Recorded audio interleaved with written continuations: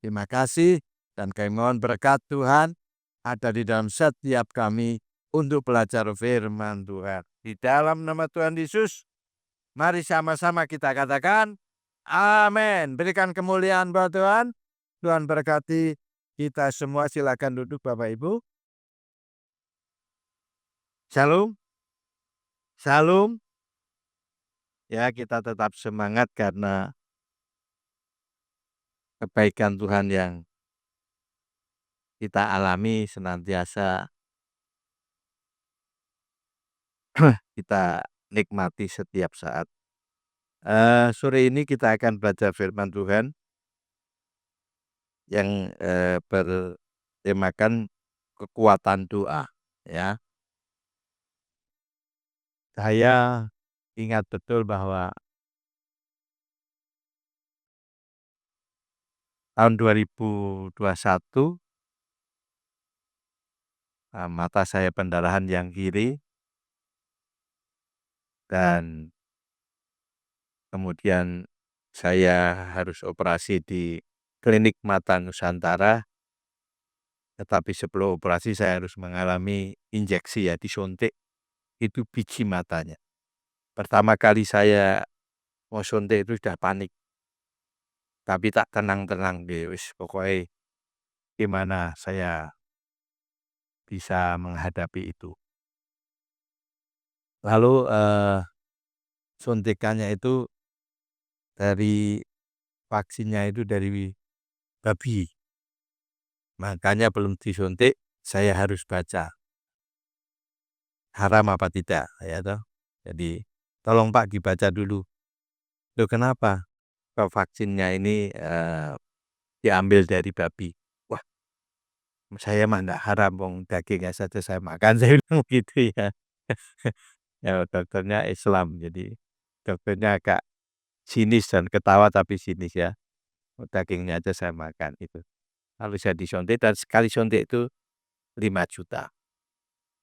Dan itu disuntik kurang lebih 5 kali, jadi 25 juta. Lalu operasi, ya waktu disuntik itu mata hanya biusnya apa ya, dileleti itu bahasa Jawanya, di sekitar mata saja. Dan kemudian ada alat yang menahan mata saya dan saya lihat waktu jarum mau dicoblos itu kelihatan sekali. Dan saya berdoa, Tuhan, wah saya nggak tahu nih gimana ini, ya. Dan waktu kemudian dicoblos gitu, cenul gitu ya, rasanya langsung pet. Nah, dan dokternya bilang, Pak nggak boleh ngempet, nggak boleh ngeden, nggak boleh bengok. Bayangkan biji mata yang kecolok saja sakit, apalagi ini disuntik. Ya, berharap saya saja yang alami. Ada yang pernah dulu disuntik juga? Ada ya? Waktu matanya katarak, nggak disuntik dulu. Oh, saya disuntik 5 kali. Tapi kedua kali, ketiga kali dan itu sudah biasa walaupun ya memang ada rasa sakit ya. Lalu kurang lebih ya mungkin biayanya hampir 150 juta. Waktu saya pernah kontrol saja, kontrol mata saya ini setelah dioperasi, itu habis 18 juta. Dan saya berdoa supaya saya bisa melihat kembali normal. Dan setahun di dalam proses itu, kemudian saya bisa melihat dengan normal. Tapi setelah setahun ini mata saya kemudian pulih, tahun berikutnya mata kanan saya pas hari Minggu sore gini nih, Minggu pagi, ya tiba-tiba wah kok ada bercak hitam-hitam ini. Wah ini mata saya mesti pendarahan ini ya kan, udah hafal. Sore harinya saya sudah mulai banyak gitu ya, kemudian menutup. Dan setelah itu saya hampir tidak bisa melihat kanan maupun kiri. Dan waktu dicek ya ke Semarang, di dokter di rumah sakit mata, di jalan apa itu?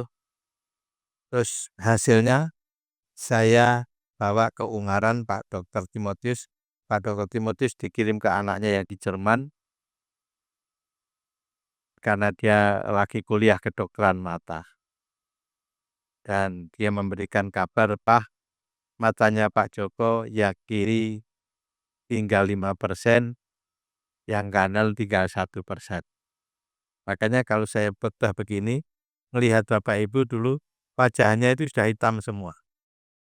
Dan berapa kali saya tanya jemaat, "Loh kamu kok minggu kemarin nggak datang?" Gitu. "Wih, aku datang Pak Papi, masa toh?" "Iya, besok." Saya berarti karena saya nggak bisa lihat. Minggu berikutnya saya ngomong lagi kepada saya orang lagi, dia juga datang. Terus akhirnya saya berkata, "Oh, berarti aku yang nggak lihat." Makanya aku kemudian nggak berani tanya lagi jemaat yang tidak datang, ya. Lalu anaknya Pak Dokter Timotius bilang, "Pak, ini kalau diobati di Jerman paling enggak 3 sampai 6 bulan. Lalu biayanya sekian, belum nanti harus tinggal di apartemen."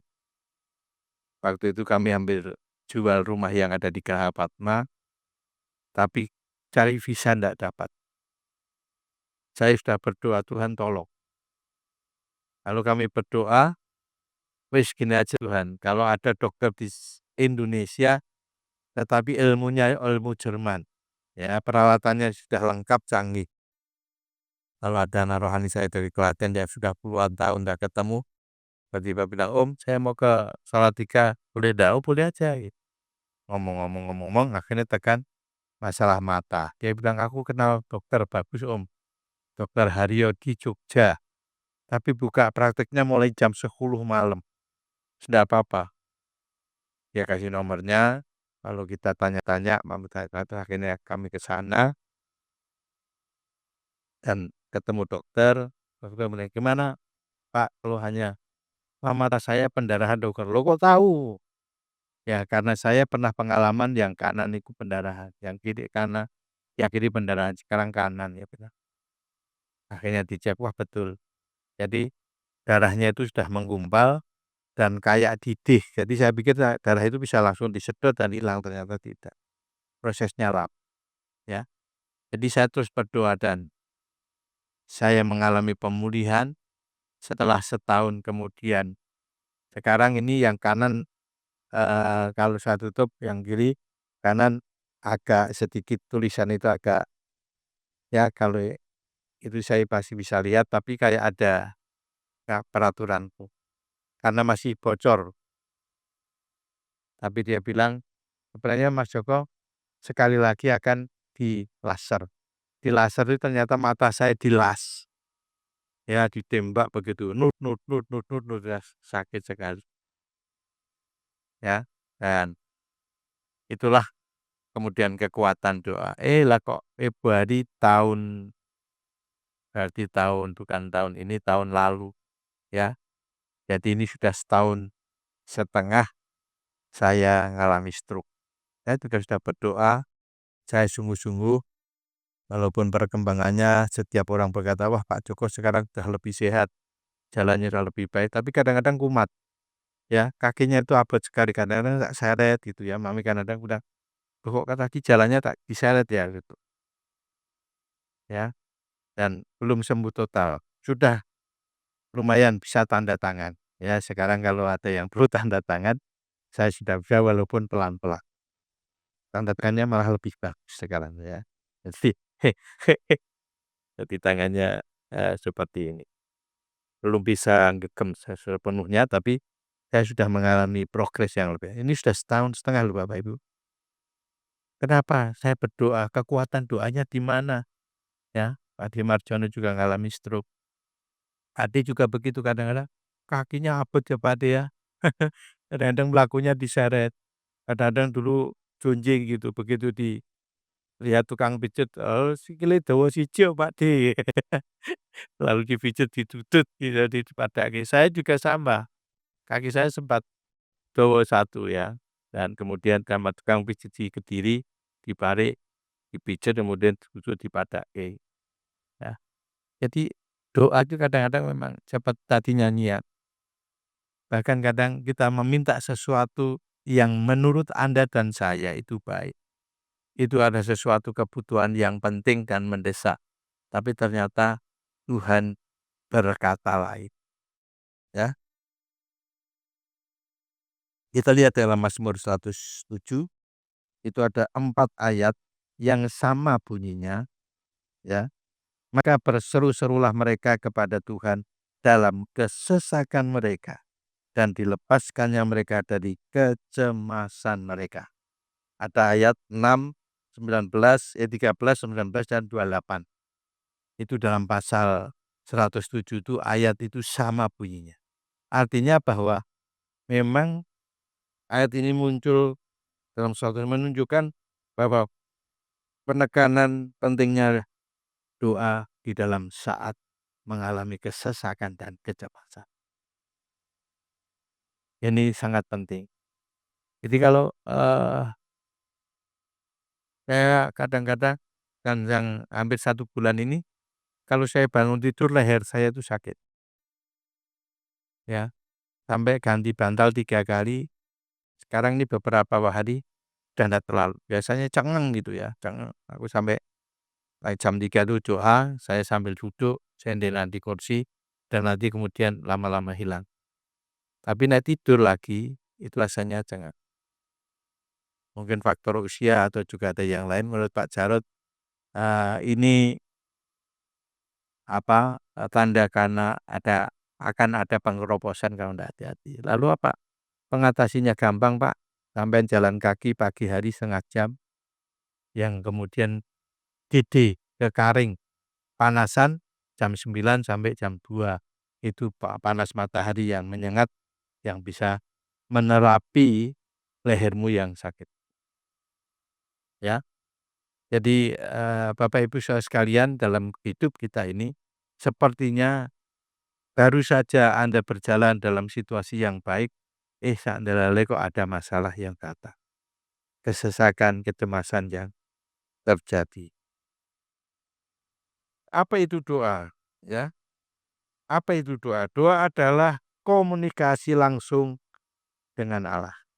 Doa adalah komunikasi langsung dengan Allah. Ada orang yang mengatakan doa itu nafas orang percaya. Jadi kalau Anda tidak berdoa, berarti Anda tidak bernapas. Doa juga bukan formalitas, tetapi relasi, hubungan. Kalau doa formalitas itu doa yang diwajibkan. Kalau orang Israel itu dulu 7 kali sehari, lalu kemudian diringkas menjadi 3 kali sehari. Pagi hari, siang jam 12, petang jam 3 sore. Itu orang Israel, itu harus. Dan ucapan doanya harus sama. Ya, makanya Yesus berkata jangan seperti orang munafik yang mengulang-ulang doanya, yang panjang lebar doanya. Dipikir dengan panjangnya berdoa, mereka akan mendapatkan jawaban dari Tuhan. Setelah zaman Tuhan Yesus, doa tidak dibatasi waktu 24 jam. Boleh berdoa jam berapapun. Tapi karena tidak dibatasi, sehingga Anda justru tidak pernah berdoa. Doa pagi, tapi males bangun, nggak berdoa akhirnya, ya kan? Terus nanti siang aja, siang repot, kesel, karena nyambut gawe, ora berdoa. Sore, sudah waktunya mau tidur, capek, nggak berdoa. Orang Jawa bilang sak kobre, sehingga tidak kober.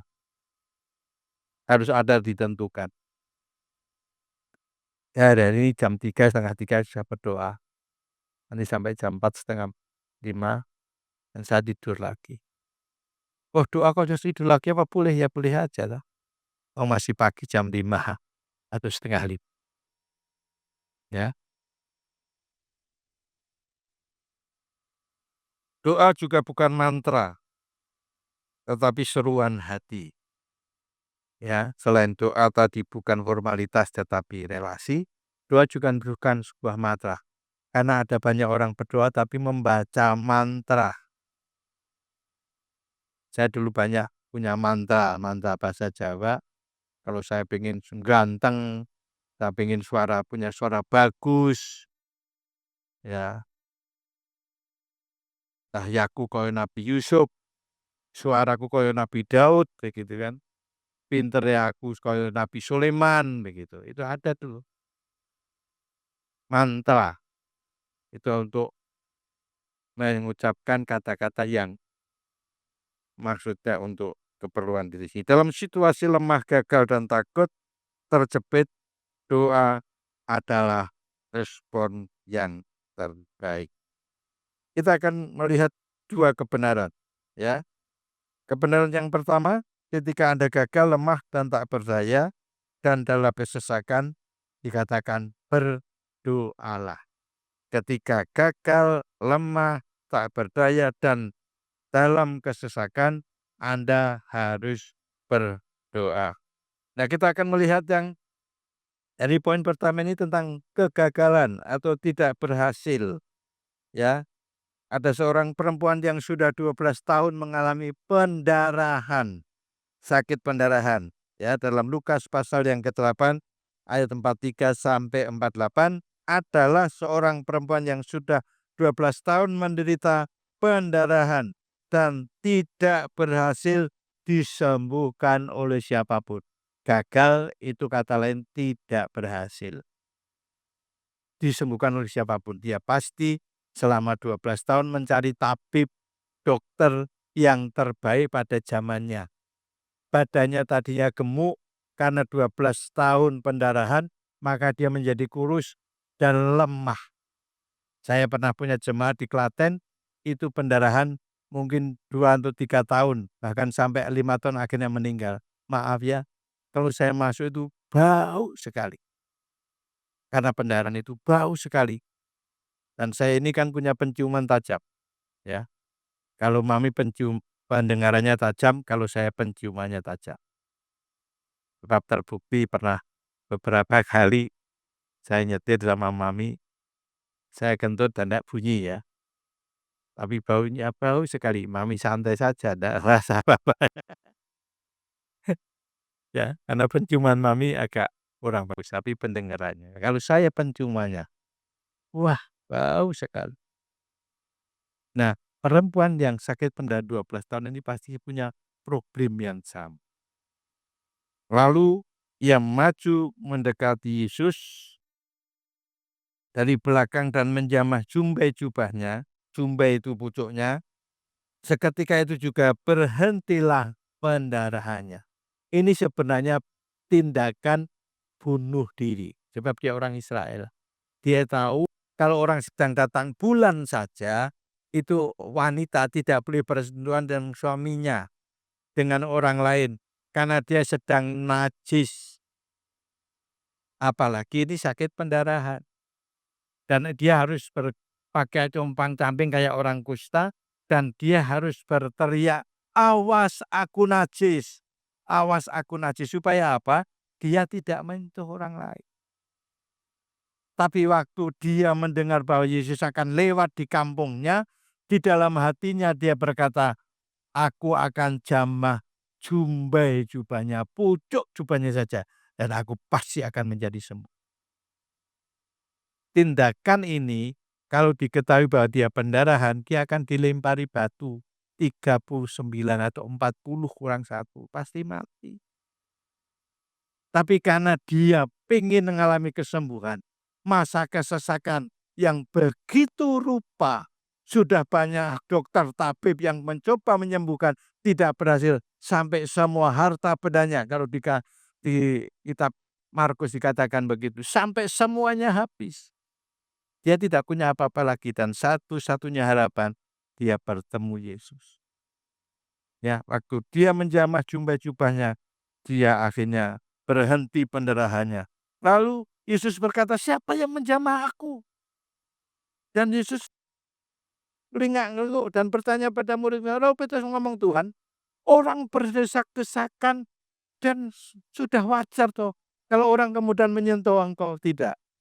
Sebab ada kuasa yang keluar dari diriku. Ada tenaga yang keluar. Ya, kalau saya ini doa pentahiran rumah, kadang doa pelepasan orang orang yang ada. Pulang kadang-kadang saya jadi lemes. Capek sekali kadang-kadang karena apa? Karena ada kuasa Tuhan yang keluar dari tubuh saya dan bekerja kepada orang yang saya doakan. Nah, Tuhan Yesus berkata demikian. Jadi ada tenaga yang keluar. Lalu Tuhan berkata ada yang menyamar. Ketika perempuan itu melihat bahwa perbuatannya ketahuan, ia datang dengan gemetar. Karena pasti dia akan menerima konsekuensi dirajam batu. Tapi justru dia kemudian tersungkur di depan kaki Yesus menceritakan kepada orang banyak apa yang sebenarnya sebabnya ia menjamah dia dan bahwa ia seketika itu juga menjadi sembuh. Ya, dan aku bersakit pendarahan 12 tahun. Maaf, aku terpaksa menjamah jubah-jubah Yesus dan disembuhkan. Lalu Yesus berkata kepadanya, pada perempuan itu, "Hai anakku, imanmu telah menyelamatkan engkau. Pergilah dengan selamat." Apa yang Bapak Ibu sekarang sedang Bapak Ibu alami? Pendaraankah dalam kerohanianmu? Sakit pendarahan dalam jiwamu? Apa yang membuat usaha pekerjaan hidup keluargamu? Mungkin kamu lagi mengalami kesesakan seperti wanita yang rasanya sudah tidak ada harapan lagi. 12 tahun itu waktu yang tidak mudah dia alami. Tapi begitu ketemu Tuhan Yesus, dia menjamah jubah-jubahnya disembuhkan. Ayo, ini mungkin jadi pewahyuan buat Anda. Ada membayangkan ketemu Yesus dan menjamah jubahnya. Apa yang Anda sedang alami sekarang? Aku ditolak Papi. Aku orang yang dibuang. Itu perasaan yang sangat menyakitkan. Tapi ketemu Yesus, Anda akan dikatakan imanmu menyelamatkan engkau. Pergilah dan sembuhlah engkau. Katakan amin. Ya. Doa teriman bisa membuka jalan di tengah kegagalan. Roma 9 ayat 6a, akan tetapi firman Allah tidak mungkin gagal. Akan tetapi firman Allah tidak mungkin gagal. Yuk kita baca bersama 1, 2, 3. Akan tetapi firman Allah tidak mungkin, katakan amin. Aku tahu, Ayub berkata, bahwa engkau sanggup melakukan segala sesuatu dan tidak ada rencanamu yang gagal. Mungkin Anda dan saya mengalami kegagalan, tapi rencana Tuhan itu tetap ada di dalam hidup kita. Halo? Pasti ya? Jadi jangan takut. Tuhan akan mewujudkan rencananya. Destiny Tuhan, ketetapan ilahi itu tidak bisa diganggu oleh siapapun juga. Tuhan tidak pernah gagal. Walaupun kita bisa gagal, Dia tetap berkuasa dan berdaulat atas hidup Anda dan saya. Yang berikutnya dari poin 1 adalah lemah. Yesaya 35 ayat 3, kuatkanlah tangan yang lemah lesu dan teguhkanlah lutut yang goyah. Yesaya 60 ayat 20, bagimu akan ada matahari yang tidak pernah terbenam dan bulan yang tidak pernah surut, sebab Tuhan akan menjadikan penerang abadi bagimu dan hari-hari perkabunganmu akan berakhir. Pendudukmu semua orang-orang benar, mereka akan memiliki negeri untuk selama-lamanya. Mereka sebagai cangkukan yang kutanam sendiri untuk memperlihatkan keagunganku. Ayat yang ke-22 ini yang menjadi bagian penting. Yang paling kecil akan menjadi kaum yang besar. Katakan amin. Yang paling lemah akan menjadi bangsa yang kuat. Katakan amin. Aku Tuhan akan melaksanakan dengan segera pada waktunya. Ini adalah janji Tuhan. Yang paling kecil akan menjadi kamu yang lebih besar. Yang paling lemah akan menjadi pribadi yang paling kuat.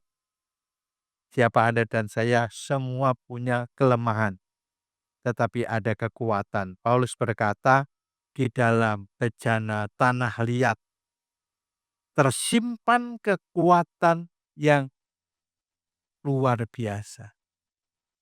Itu bukan dari diri kami, tetapi dari Allah.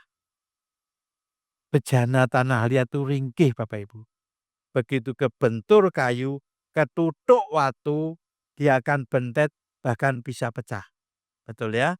Tetapi di dalam bejana tanah liat itu ada kekuatan Allah yang berlimpah-limpah. Sehingga kalaupun Anda kebentur, kalaupun Anda mengalami banyak hal yang menyulitkan hidupmu, Anda tidak akan pernah bentet, Anda tidak akan mudah pecah. Katakan amin. Karena ada kekuatan Allah yang melimpah-limpah. Jadi sangat ironis. Yang satu lemah, yang satu mudah pecah, tapi ada isinya kekuatan Allah yang tak terbatas. Sehingga Anda dan saya menjadi orang-orang yang punya kekuatan dalam kelemahan. Doa menghubungkan kita pada sumber kekuatan sejati. Tetap terus ada di dalam Anda dan doa. Yang berikutnya, kesesakan. 2 Samuel 22 ayat 7, ketika aku dalam kesesakan, aku berseru kepada Tuhan. Kepada Allahku aku berseru, dan ia mendengar suaraku dari bait-Nya. Teriakku minta tolong masuk ke telinganya. Jadi masa kesesakan itu sesuatu yang mungkin kalau secara fisik mau ambekan itu rekoso. Tapi ini menyangkut kehidupan. Ya, saya baru sembuh mata, lalu kemudian saya kena stroke karena gara-gara telinga saya sakit. Telinga saya sakit, bengkak, udun kurung orang Jawa bilang. Jadi ada bisul di dalam telinga. Dan saya 3 hari masuk rumah sakit, 3-4 hari, lalu saya pulang. 2 hari, 3 hari, dan kemudian 1 minggu, telinga saya bengkak lagi. Dan saya tidak kuat waktu itu mami ke Jakarta, aku tuh ingat hari Rabu, karena ada doa sedunia di gereja kita itu saya sudah kesakitan sebenarnya. Lalu besoknya, malamnya saya sudah tidak kuat, saya ngomong sama Emily, Pak Dedi harus ke rumah sakit. Dan waktu dilihat bengkaknya justru lebih besar lagi. Wah, itu rasanya separuh kepala ini mau copot. Ruang, ruang, ruang rasanya begitu. Waduh, sakit sekali. Ya, saya sudah pernah semua sakit, tapi ini paling sakit buat saya. Dan di biopsi diambil, ternyata bukan kanker, tapi kemudian diobati dan dokter berkata, Pak ini harus ada 4 dokter, dokter internis, dokter jantung dan dokter saraf, yang satu saya dokter THT. Saya bilang, kenapa harus ada 3 dokter lagi? Karena obat yang saya berikan ini akan berpengaruh kepada jantung Bapak, kepada otak, bahkan juga kepada gula darah saya. Bisa ngedrop atau bisa naik sangat tinggi. Itu internis. Lalu dokter jantung supaya mengecek jantungnya. Lalu kemudian dokter saraf, sarafnya. Dan betul Bapak Ibu. Jadi kalau obat itu mau diberikan ke saya, itu saya disuntik pelapis lambung, suntiknya itu besar dan panjang sekali. Itu lewat infus. Lalu obatnya baru dimasukkan lewat infus sebotol gitu. Justru dari obat itulah saya kemudian 2 hari di-scan, dilihat, tahu-tahu jantung saya bengkak, kotak kanan saya terjadi pendarahan. Padahal tadi waktu saya masuk dicek semuanya tidak ada apa-apa. Karena justru obat itu. Dan hari ke-7 saya stroke. Saya mau potong kalau jontot itu waktu saya ngambil itu loh, kok saya nggak bisa. Terus saya ngomong nggak bisa, saya panggil-panggil ya. Itu masa kesesakan.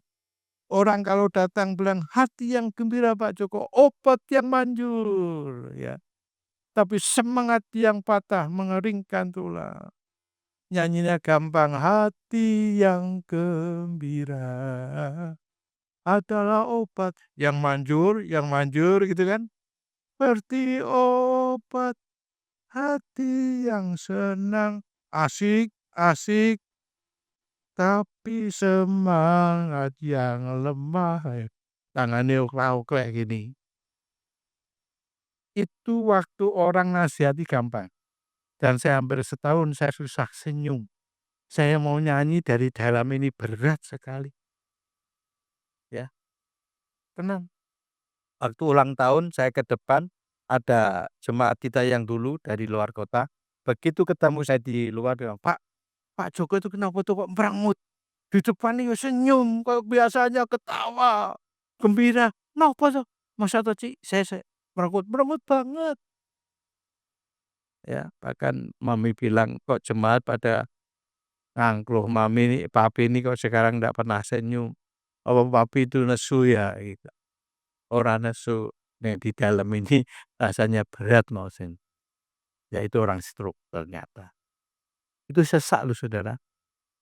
Saya sudah sampai, terus terang saya sudah putus asa. Tuhan, wis lah timbang aku isin kayak gini, mbok wis ditimbali kondur marang ngarsanipun Gusti. Aku sudah sempat ngomong begitu.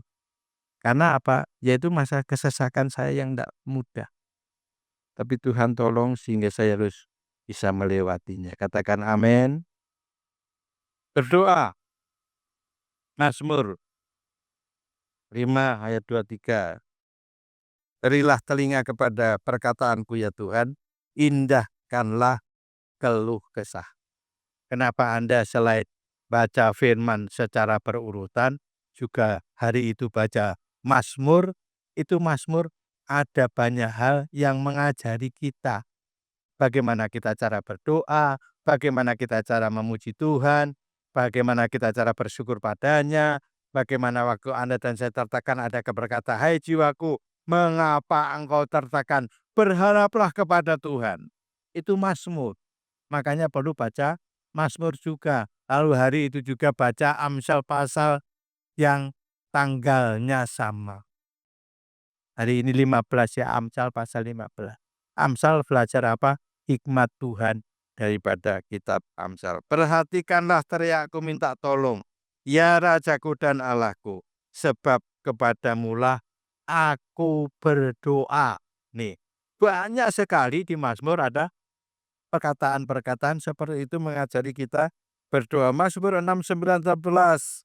Tetapi aku berdoa kepadamu ya Tuhan, pada waktu engkau berkenan ya Allah. Demi kasih setiamu yang besar, jawablah aku dengan pertolonganmu yang setia. Bahkan Yeremia 29, 12, 13, dan apabila kamu berseru dan datang untuk berdoa kepadaku, maka aku akan mendengarkan kamu. Ini ayat sangat luar biasa. Jadi kalau Anda dimanapun, kapanpun, dalam situasi apapun, Anda berdoa kepada Tuhan, Tuhan pasti akan mendengarkan doa kita. Katakan amin. Tuhan juga menjawab. Tapi menjawab itu iya, nanti, dan tidak. Kalau jawabnya iya, baru yang ketiga Anda akan menerima apa yang Anda doakan. Itu namanya dikabulkan. Ya. Kalau ayat 13, apabila kamu mencari aku, kamu akan menemukan aku. Apabila kamu menanyakan aku dengan segenap hati. Dengan sungguh-sungguh kita mencari Tuhan. Kita berdoa kepadanya. Roma 8 ayat 26 dan 27. Demikian juga roh. Roh di sini R-nya besar di Roh Kudus. Membantu kita dalam kelemahan kita. Sebab kita tidak tahu bagaimana sebenarnya harus berdoa. Tetapi roh sendiri berdoa untuk kita kepada Allah dengan keluhan-keluhan yang tidak terucapkan. Ini maksudnya apa? Ya, kemarin waktu hari Kamis saya sampaikan renungan tentang bahasa roh. Bahasa roh yang pertama itu tanda orang dipenuhi Roh Kudus. Yang kedua, bahasa roh waktu Anda berdoa sendiri itu membangun imanmu. Yang ketiga, bahasa roh yang Anda katakan dalam doa pribadi, itu akan membantu Anda menyampaikan doa.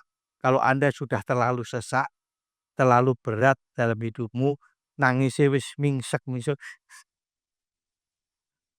Anda tidak akan sanggup berdoa berkata-kata dalam bahasa Indonesia.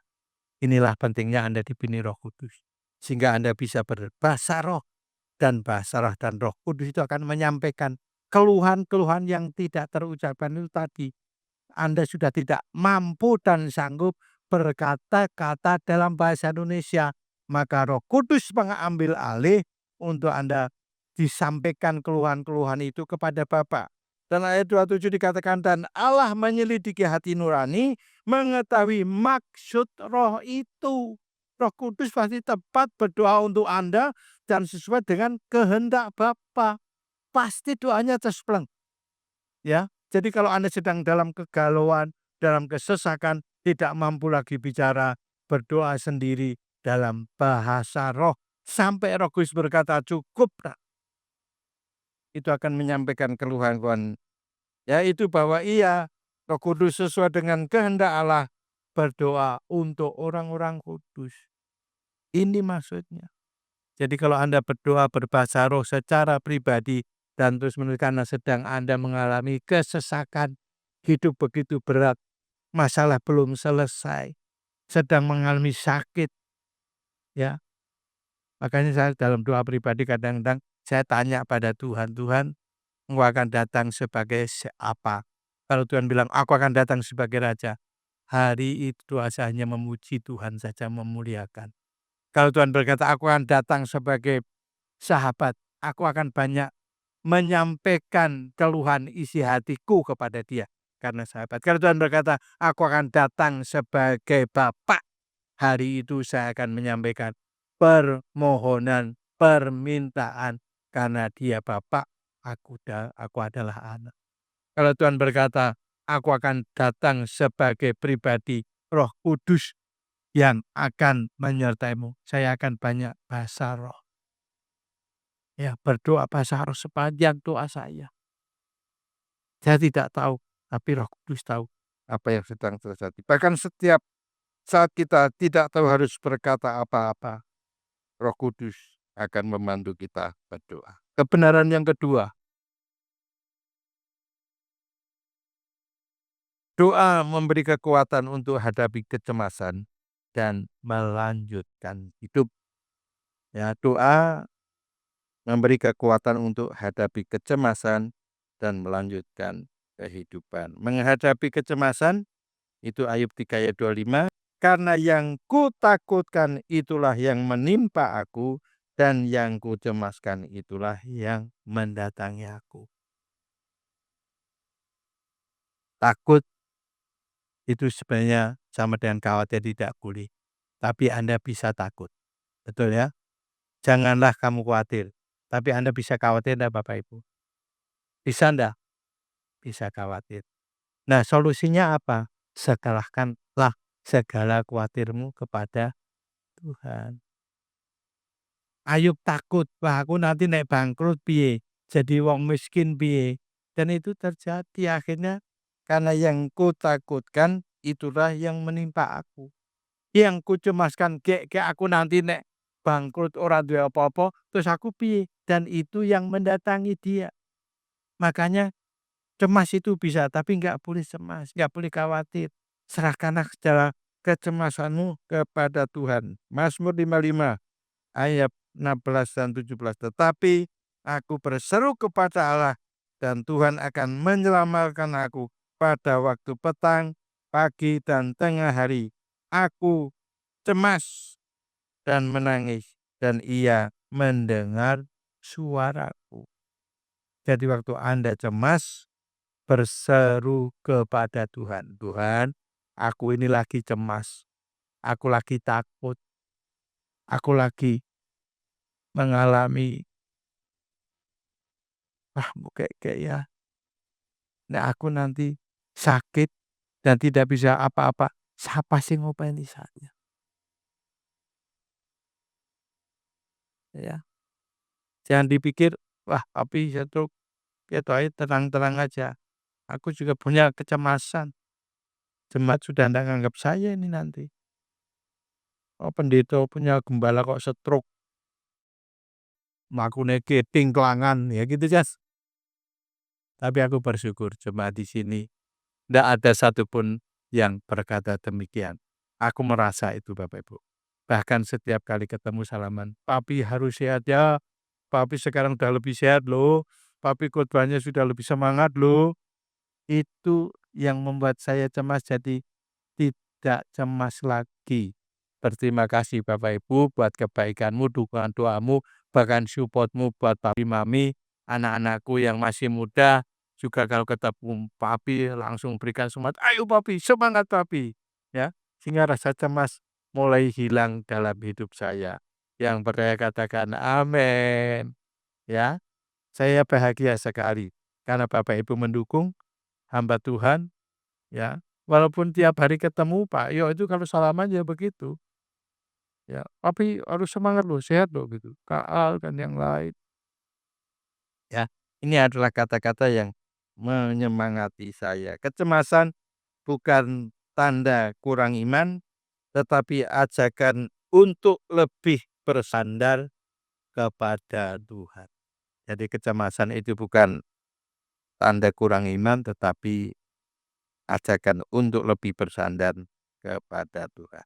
Lalu ada kekuatan doa menurut firman Tuhan. Ada 3 level doa yang Anda dan saya akan alami. Yang pertama Markus 11 ayat 24, "Karena itu aku berkata kepadamu apa saja yang kamu minta dan doakan."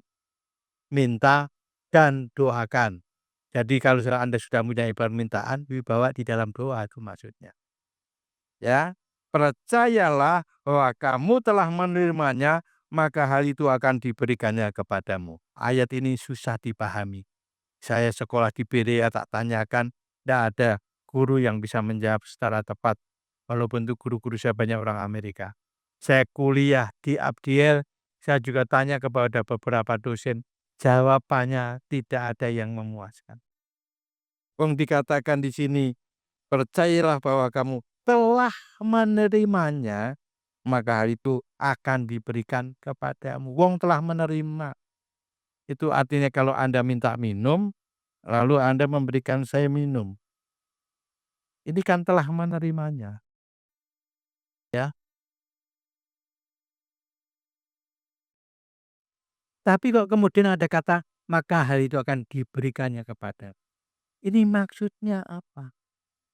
Ternyata setiap kali Bapak Ibu punya permintaan, permohonan dan doa, Anda harus mengalami yang namanya sudah menerima secara iman. Orang yang sakit didoakan, dia belum sembuh. Tapi di dalam iman dia, dia berkata, "Wah, aku sudah sembuh loh. Aku yakin aku telah bebas. Aku telah dipulihkan." Nah, karena Anda meyakini itu dan Anda mendapatkan iman daripada Tuhan, maka hal itu akan diberikannya kepadamu. Kesembuhan itu kemudian akan diberikan kepadamu secara nyata. Itu maksudnya. Tapi kamu harus punya iman, punya keyakinan bahwa apa yang kamu minta itu kamu telah mendapatkannya. Waktu gedung ini belum dibangun, papi sudah mendapatkan penglihatan khotbah di sini. Pakai jas, lalu khotbah di hadapan jemaat, gerejanya bentuknya oval seperti ini, setengah lingkaran. Itu artinya saya telah menerimanya di dalam iman. Waktu kami beli rumah di Geraha Padma, ya, itu harganya mahal sekali, DP-nya mahal 30 juta 3 kali harus bayar. Terus bulanannya sangat mahal, dari gaji kami tidak akan pernah cukup. Tapi karena Tuhan bilang, "Ambil Nak," itu bisa ditawari 15 tahun, 10 tahun, 5 tahun, atau 3 tahun. Aku bilang, "Apa ya yang kita mau ambil?" "Ambil." Terus Tuhan bilang, "Ambil 5 tahun." Kami sepakat mengambil 5 tahun, itu sangat mustahil. Tapi Tuhan bicara kepada saya, pada tahun yang ketiga kamu bisa melunasi. Itu belum ada di tangan semuanya. Tapi benar, kami akhirnya sepakat mengambil 5 tahun. Dan pada tahun ketiga kita bisa melunasi. Itu artinya aku telah menerimanya di dalam iman dan maka hal itu akan diberikannya kepadamu. Tuhan mewujudkan 3 tahun kemudian kami sudah bisa melunasi. Ini luar biasa Bapak. Ya, jadi itu maksudnya ayat ini. Jadi kalau Anda berdoa, Anda harus punya keyakinan bahwa Anda telah menerimanya. Kalau Anda sakit, Anda telah menerima kesembuhan. Kalau Anda punya kebutuhan keuangan, Anda telah menerima uang itu dan pada akhirnya nanti akan diwujudkan, dikabulkan Tuhan. Maka hal itu akan diberikannya kepadamu. Kalau kamu perlu atau kebutuhan anak-anakmu, bayar sekolah, kamu sedang tidak punya uang, kamu berdoa. Dan kamu punya iman telah menerimanya, maka hal itu akan diberikannya kepada. Dan level kedua, Matius 18 ayat 19. Dan aku berkata kepadamu, jika 2 orang daripadamu di dunia ini sepakat meminta apapun juga, permintaan mereka itu akan dikabulkan oleh Bapamu yang di surga. 2 orang yang mungkin tiap hari bersama itu suami istri. Sepakat itu mufakat, berembuk. Makanya kalau sebelum berdoa untuk beli rumah, untuk menyekolahkan anak, berembuk dulu. Kalau berdoa tanpa berembuk nanti bukan doa peperangan tapi perang di dalam doa. Sing laki ngomongnya begini, nanti yang perempuan ngomongnya beda lagi. Sehingga itu padu di dalam doa. Dan setelah berdoa malah neng-nengan. Ya toh? Lah kan jengkel. Karena podo-podo ngunek-unekke pasangan suami istri tapi lewat doa. Harus sepakat. Ya, saya dulu sudah berapa kali tak saksikan kami minta mobil dan tidak sepakat hanya masalah warna. 2 tahun tidak dapat mobil. Waktu saya nuntut Tuhan, Tuhan kami itu sudah butuh mobil.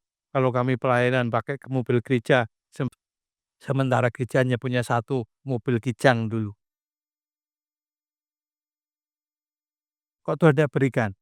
Tuhan ngomong, lah kamu masalah warna saja tidak sepakat. Oh, kamu suka warna merah, istrimu suka warna hijau. Ayo, kamu sepakat. Lah terus minta maaf pada si istrimu dan sepakat tentang warna. Bagaimana kamu sebagai suami tidak menyenangkan istri?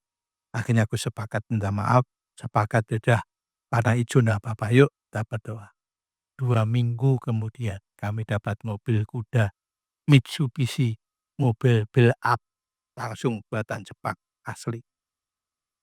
Baru tidak sepakat 2 tahun orang entuk, begitu sepakat hanya 2 minggu dapat mobil dibeli, tidak beli sama sekali. Ini adalah satu kesaksian. Jadi kalau suami istri sebelum meminta sesuatu ngobrol sih.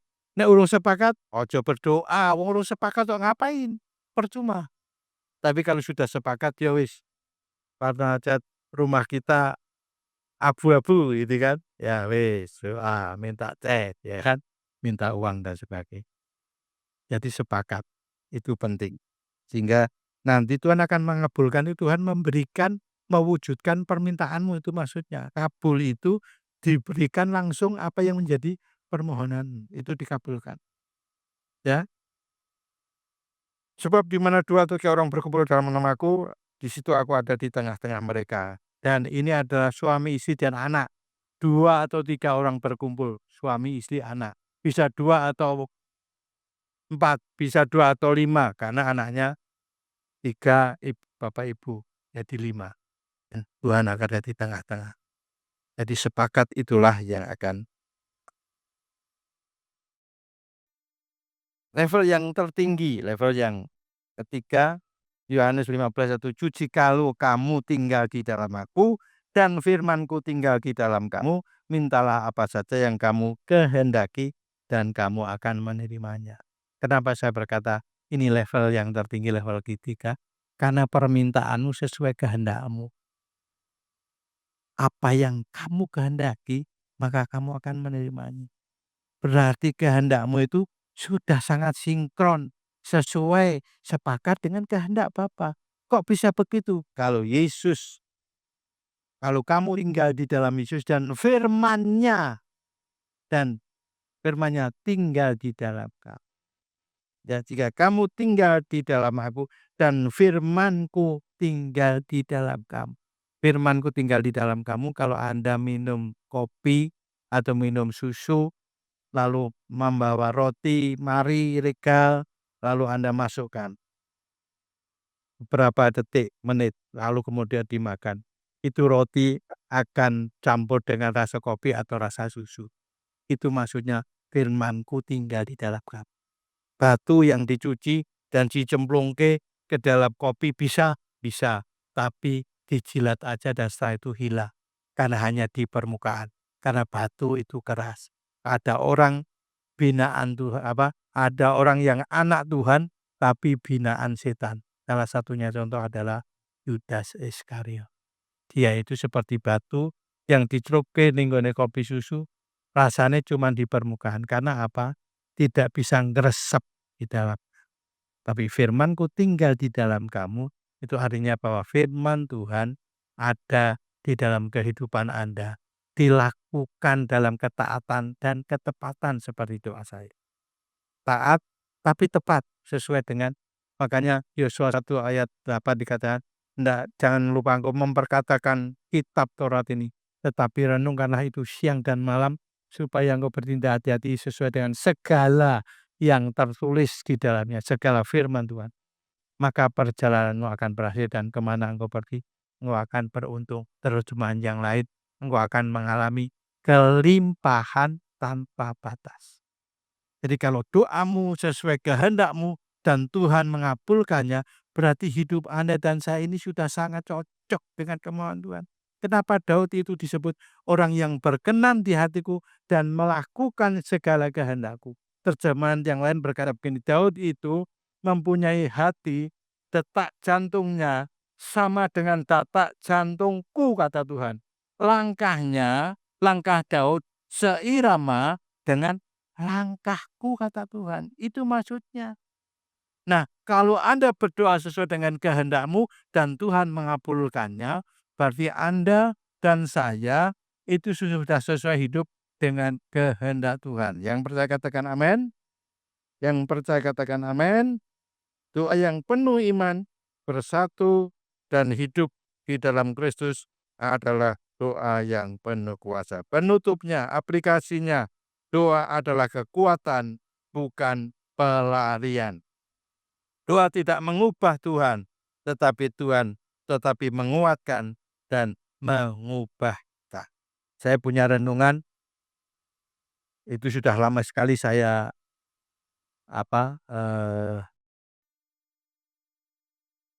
di syuting sama Rin, ya.